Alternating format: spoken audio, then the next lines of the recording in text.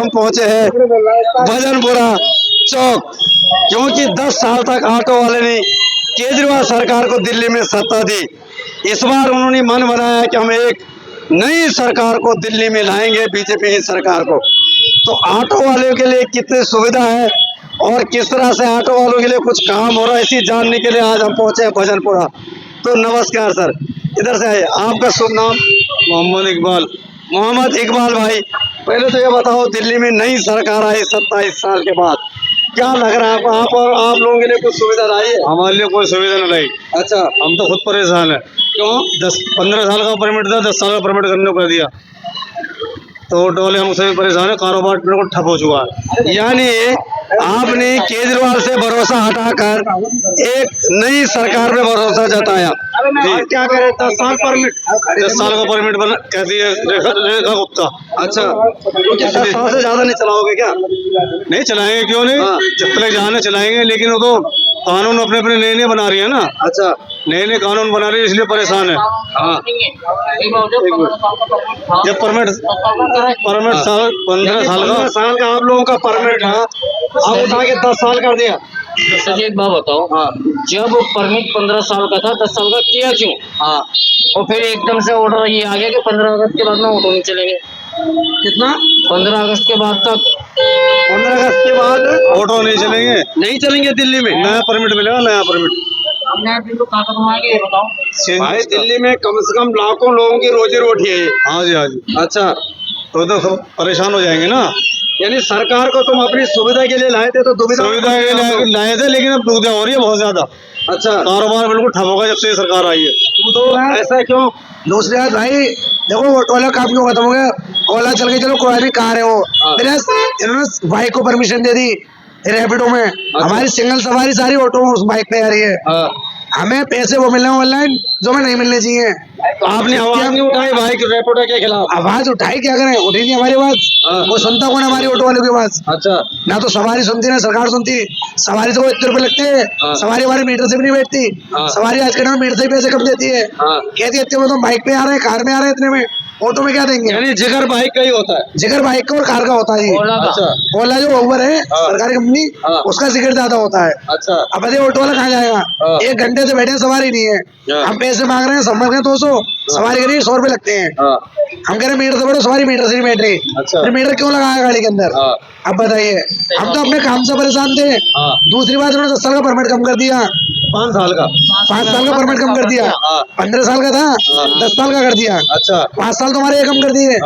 बताओ ऑटो वाला करेगा क्या? हम किराए की गाड़ी चलाते हैं, 600 रुपए झाड़ी देते हैं रोज की, रोज के 600 रुपए देते चले हैं। ना चले, चले नहीं चले, गाड़ी मालिक 600 लेगा, ठीक है ना भाई? प्लस 300 की गैस हो गई, 100-150 का हमारा खाना खर्चा हो गया। 1000 रुपए के बाद जब हमारा कमाई निकलेगी, बताओ हम क्या अपने भी बच्चों को पालेंगे? किराए का मकान है, किराए का पानी, किराए का आटा, हर चीज किराए की बोल की हमारी। ऑटो वाला करेगा वो क्या करेगा बताओ? इन्होंने रैपिडो चला के सही करा गलत करा, आप ये बताइए। तो हमारी यही आपको देखना है, क्योंकि रोजी रोटी आपकी है।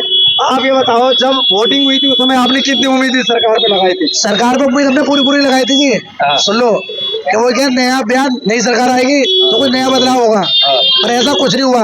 बंदा और ज्यादा परेशानी फंस गया ऑटो वाला। अच्छा जी बिल्कुल, हमारा एक ही कहना है, ऑटो वालों को कामयाब करो। ऑटो वाला परेशान है बहुत ज्यादा, या तो रैपिडो बंद करो।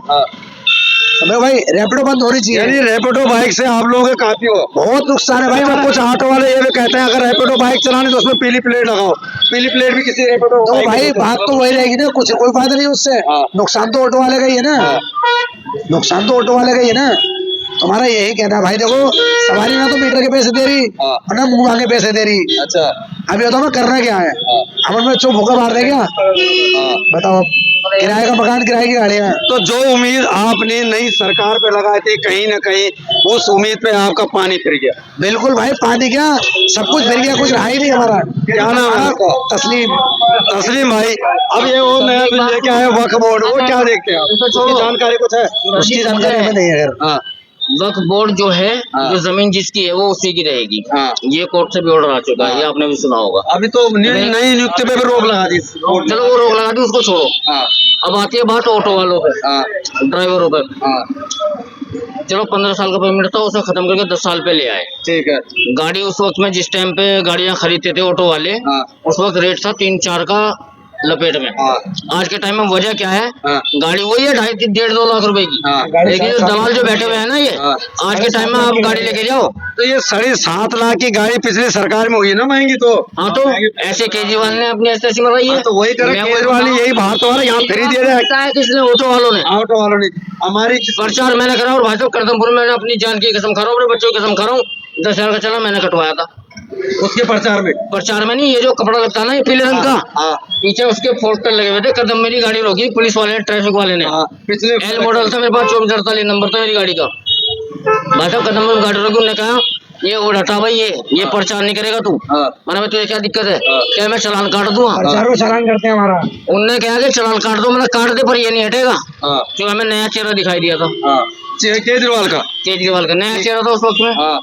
और भाई वो डेमो आया था जो हाँ। नायक फिल्म का, वो सीन चला था, हाँ। हमने वो भी देखा। मैंने यार बंदा बढ़िया है, काम करेगा, मैं लड़ जाऊं। हाँ। मैंने ये सोचा कि भाई 1,500 का चालान होगा।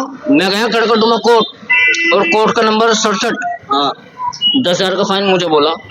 10,000 भरना पड़ा आपको? भरना पड़ा। घर वाली चीज गिर रखा हूँ, आज तक नहीं छूटी। यानी करावाल नगर मथुर बैंक में रखी हुई है आज भी। और चलो मेरे साथ केजरीवाल के प्रचार में आपने चालान भरने के लिए अपनी घरवाली की जेवर तक घरवाली के जेवर कुंडल रखे मैंने, कुंडल आज रख भी दिए। रखे हुए हैं, आज तक छूटे नहीं है आज वो। तक नहीं छूटे। नहीं छूटे। लेकिन केजरीवाल ने भी आपके साथ धोखा किया। तो केजरीवाल की भी तो ऐसी मरी है। 4 लाख ऑटो 8 लाख का कर दिया।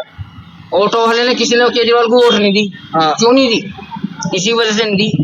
ऑटो वालों से, हालांकि कोई भी गवर्नमेंट या कोई भी सरकार बने, हाँ। बिना ऑटो वाले का कुछ नहीं हो सकता। हाँ, बिल्कुल। और हम खुद ऑटो ड्राइवर है, वो खड़ी मेरी गाड़ी आगे। तो यानी ऑटो वालों पे धोखा हो ही जा रहा है पिछली सरकार से। पिछले नहीं, अब इसकी सुनो ना।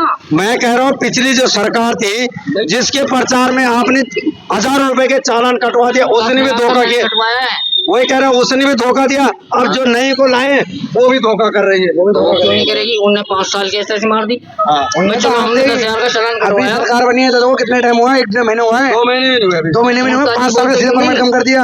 भाई 10,000 ऑटो वाला करेगा, वो जेल लेंगे, आप बताइए। लेकिन 5 साल का परमिट कट जाएगा, हम कहाँ जाएंगे ये बताओ। बिल्कुल सही बात है। 7 लाख रुपए तो दोस्तों ये देखिए आप, एक दिहाड़ी रोजमर्रा की जो जिंदगी काटने वाले होते हैं, एक ऑटो वाले हो या ई रिक्शा वाले हो या टैक्सी वाले, रोजमर्रा की जिंदगी होती है भाई। जब सुबह दिहाड़ी करेंगे, रात को खाएंगे।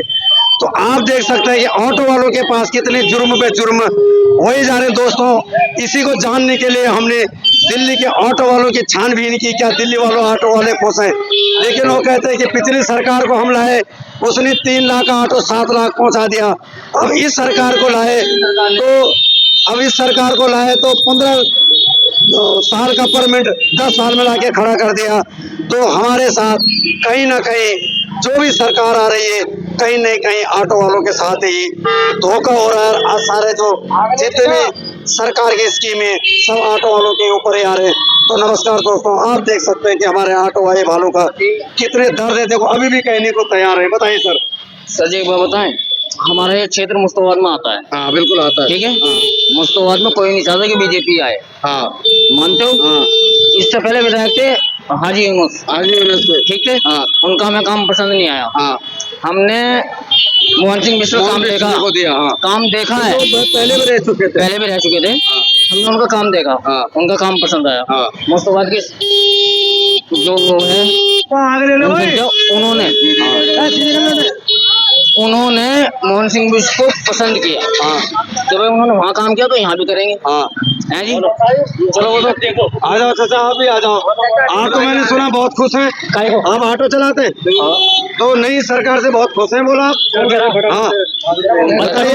बिल्कुल भी आज यहाँ पे खुश हैं या नहीं है नई सरकार से? हाँ क्यों? अरे कुछ नई स्कीम होगी भाई। वजह ये है कि वादा किया था भाई जब हम आएंगे तो ऑटो वालों भाइयों के लिए कोई अच्छी स्कीम लेके आए। कुछ स्कीम आई है? मुझे पता ही नहीं। 5 साल घटा दिया ना परमिट के। कहाँ घटा? ये नई स्कीम आई है, घटाई थोड़ी है। अरे 10 साल का परमिट। क्या लग रहा है आपको, नई सरकार कुछ काम कर रही है? ये सारी बातें जो ना फेक है। हाँ। कि ये हो जाएगा, ये हो जाएगा। हाँ। जब गाड़ी का नंबर आएगा ना, हाँ। जब पता चलेगा क्या होगा। अच्छा। ये ड्राइवर तो आपस में बात करते रहते उल्टी सीधी। हाँ। तो मुझे तो सफेद लगता है ये। हाँ। ठीक है ना। और क्या आपको क्या लग रहा, काम बढ़िया चल रहा नहीं चल रहा? कौन सा काम? अरे तुम्हारा काम तो बताओ। हाँ वही तो काम पता नहीं कौन सा काम। हाँ, तुम कह रहे ऑटो चलाते हैं। तो ऑटो चलाते हैं, हाँ। काम तो बताओ कौन सा जो काम। सरकार वक्फ बोर्ड कानून लाई, कैसा लगा आपको? बकवास, बिल्कुल। उन्हें पता ही नहीं है। आपने कोर्ट का वो नहीं पढ़ा ऑर्डर?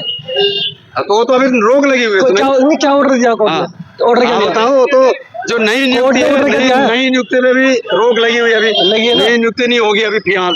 रोक लगी है हाँ। ना। फिर जो नई इससे ये साबित होता जो 22 नई नियुक्ति होगी है, तो हिंदू रोक भैया, लगी है। इससे ये साबित होता है हाँ। कि सरकार जो नीति लेकर आई है ना बकवास, हाँ।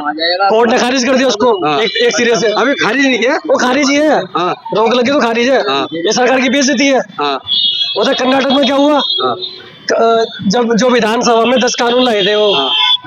ठीक है सरकार, तो वहाँ पे जो वो था राज्यपाल, पता नहीं क्या नाम उसका, क्या नाम उसका मेरे को भी नहीं पता। नहीं पता आपको? ओह। बताओ। तो राज्यपाल जो कानून लेकर आया था वो लेके बैठ गया था उसको, हाँ। वो काम नहीं करने दे रहा था सरकार को। तो क्या हुआ, सुप्रीम कोर्ट ने 3 महीने का ऑर्डर दिया सिर्फ, कि 3 महीने के अंदर अंदर सरकार को काम करना वहाँ पे है। मैंने को 4% का वो की रखा था ना प्रावधान। जो भी करा था मुझे नहीं पता, हाँ। मुझे सिर्फ ये पता 10